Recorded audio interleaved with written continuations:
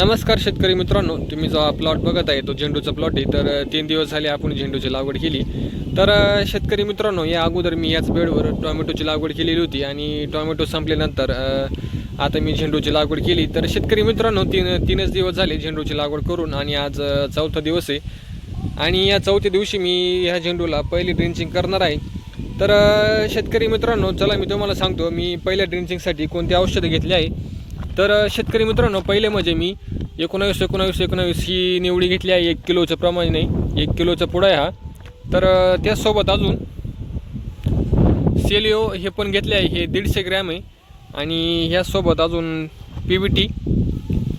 PBT हे पण घेतले आहे, हे 1 लिटरची बॉटल मी घेतलेली आहे. तर शेतकरी मित्रांनो, यांच्यासोबत अजून मी 1 लिटर दूध घेतलेले आहे. तर शेतकरी मित्रांनो, हे सेलिओ आणि पीबीटी 1 दिवस मी अगोदर दुधामध्ये भिजत घातलेले होते, 1 दिवस म्हणजे 1 रात्र. आणि शेतकरी मित्रांनो, आज मी सकाळची ही ड्रिंचिंग करत आहे. तर शेतकरी मित्रांनो, अशा प्रकारे मी या सगळ्या औषधांचा वापर करून पहिली ड्रिंचिंग करणार आहे.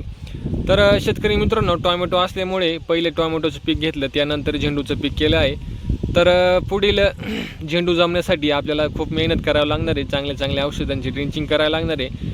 कारण का, एकाच बेडवर डबल पीक केलं तर बेड मातीमध्ये ताकद कमी असते. त्यासाठी आपल्याला झाडांना चांगल्या औषधांची ड्रिंचिंग करणे खूप महत्त्वाची आहे. तर शेतकरी मित्रांनो, अशा प्रकारे मी झेंडूची सगळी माहिती, इथून पुढची सगळी माहिती मी माझ्या यूट्यूब चॅनलवर मी तुम्हाला वेळोवेळी देत राहणार आहे. तर शेतकरी मित्रांनो, अशाच पुढील माहितीसाठी आपल्या या व्हिडिओला लाईक करा आणि चॅनलला सबस्क्राईब करा. तर शेतकरी मित्रांनो, भेटूया अशाच पुढच्या दुसऱ्या महत्त्वाच्या ड्रिंचिंगच्या माहिती